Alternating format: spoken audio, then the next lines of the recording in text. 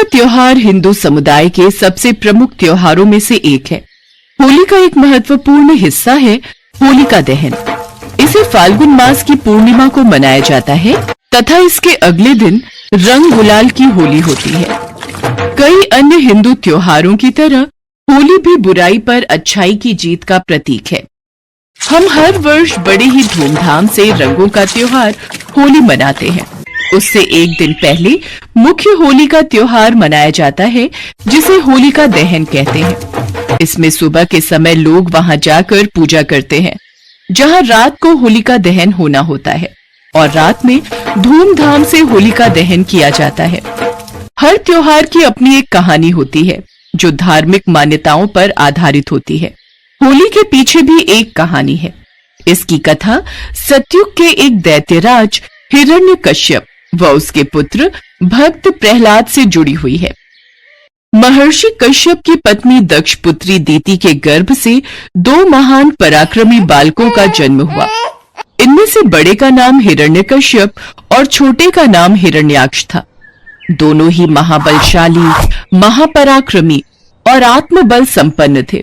दोनों भाइयों ने युद्ध में देवताओं को पराजित करके स्वर्ग पर अधिकार कर लिया। एक समय जब हिरण्याक्ष ने पृथ्वी को पाताल में ले जाकर छिपा दिया, तब भगवान विष्णु ने वराह अवतार लेकर पृथ्वी की रक्षा के लिए हिरण्याक्ष का वध किया। अपने प्रिय भाई हिरण्याक्ष के वध से दुखी होकर हिरण्यकश्यप महेंद्राचल पर्वत पर चला गया। वो भगवान विष्णु द्वारा अपने भाई की हत्या का बदला लेने के लिए ब्रह्मा जी की घोर तपस्या करने लगा। तभी इंद्र आदि देवताओं ने हिरण्यकश्यप के राज्य पर आक्रमण कर दिया और उन्हें राज्य विहीन कर दिया। दैत्यगण इस युद्ध में पराजित हुए और पाताल लोक को भाग गए। देवराज इंद्र, लगता है सारे दैत्य डरकर पाताल लोक में जाकर छुप गए हैं। बस हिरण्यकश्यप की पत्नी कयाधु ही महल में शेष है। हिरण्यकश्यप की पत्नी कयाधु को बंदी बना लो। देवराज इंद्र ने हिरण्यकश्यप के महल में प्रवेश करके उसकी पत्नी कयाधु को बंदी बना लिया। मुझे छोड़ दीजिए देवराज इंद्र, मैं गर्भवती हूँ। नहीं, हम एक दैत्य की पत्नी को यहाँ नहीं छोड़ सकते। ये हम सभी देवताओं के लिए हानिकारक है। देवराज इंद्र कयाधु को बंदी बनाकर ले जाने लगे। तभी रास्ते में उनकी देवर्षि नारद से भेंट हो गई। कोई बचाओ, मेरी रक्षा करो। नारायण नारायण।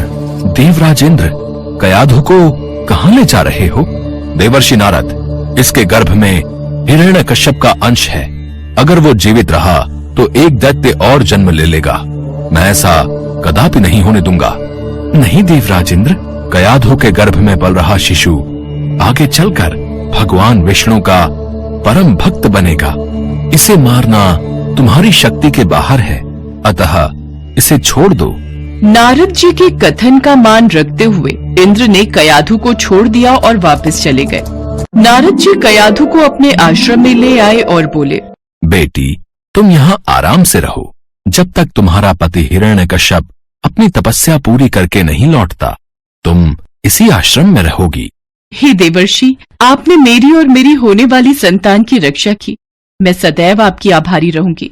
कयाधु उस आश्रम में नारद जी के सुंदर प्रवचनों का लाभ लेती हुई सुखपूर्वक रहने लगी, जिसका गर्भ में पल रहे शिशु पर भी गहरा प्रभाव पड़ा। भगवान विष्णु के नाम का जाप कयाधु और उसके होने वाले बच्चों के कानों में सदैव पड़ता रहता था।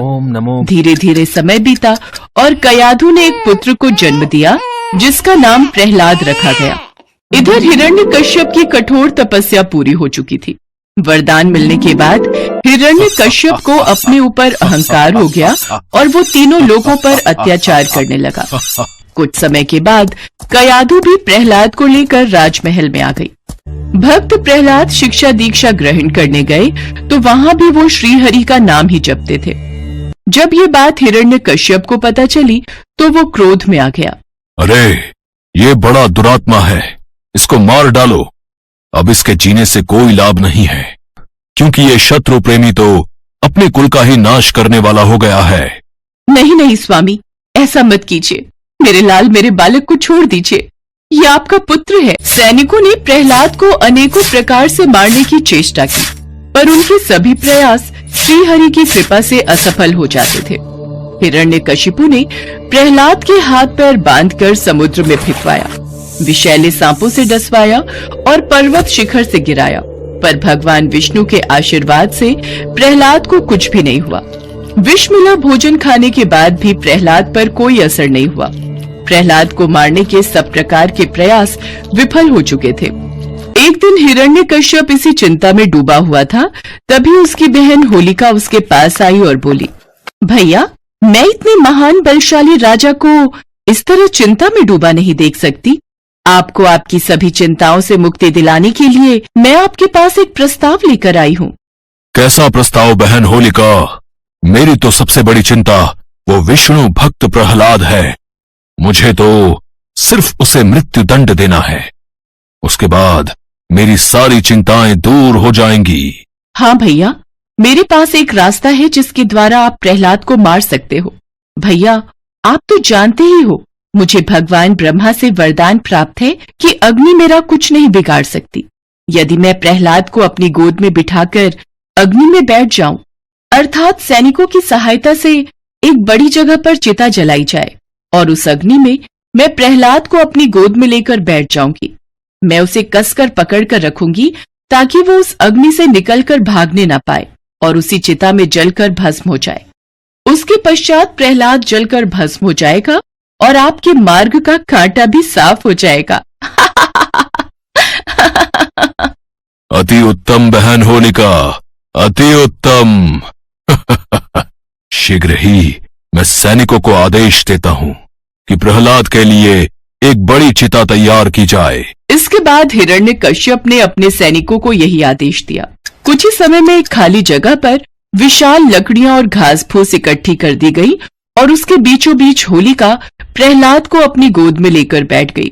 इसके पश्चात हिरण्यकश्यप की आज्ञानुसार उस चिता में आग लगा दी गई।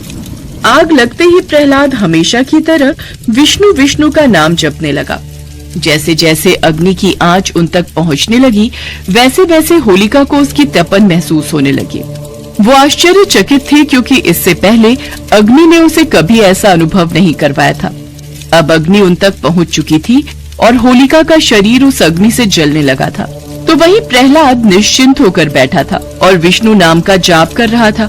होलिका को ये देखकर बहुत क्रोध आया और वो चीख चीख कर भगवान ब्रह्मा के दिए वरदान को झूठा बताने लगी। छल, मुझसे छल हुआ है। ब्रह्मदेव का वरदान झूठा है। बचाओ, कोई बचाओ।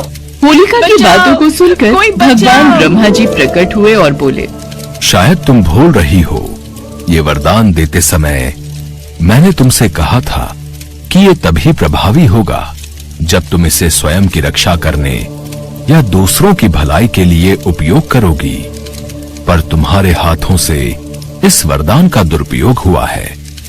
तुमने इस वरदान के द्वारा निर्दोष बालक को मारने का दुस्साहस किया है, इसलिए तुम्हें अपनी करने का फल प्राप्त हुआ है। ये कहकर भगवान ब्रह्मा अंतर्ध्यान हो गए। वह अग्नि बहुत विशाल थी और होलिका चाहकर भी उस अग्नि से नहीं निकल सकती थी। प्रहलाद की रक्षा तो स्वयं नारायण कर रहे थे, इसलिए उसे कुछ नहीं हुआ। बाहर खड़े सभी सैनिक और हिरण्यकश्यप होलिका की चीख सुन रहे थे, पर कोई होलिका को नहीं बचा सका। देखते ही देखते होलिका का शरीर उसी अग्नि में जलकर भस्म हो गया, जबकि भक्त प्रहलाद सकुशल बाहर आ गया। तभी से उस दिन को होलिका दहन के नाम से मनाया जाता है और अगले दिन रंगों की होली होती है।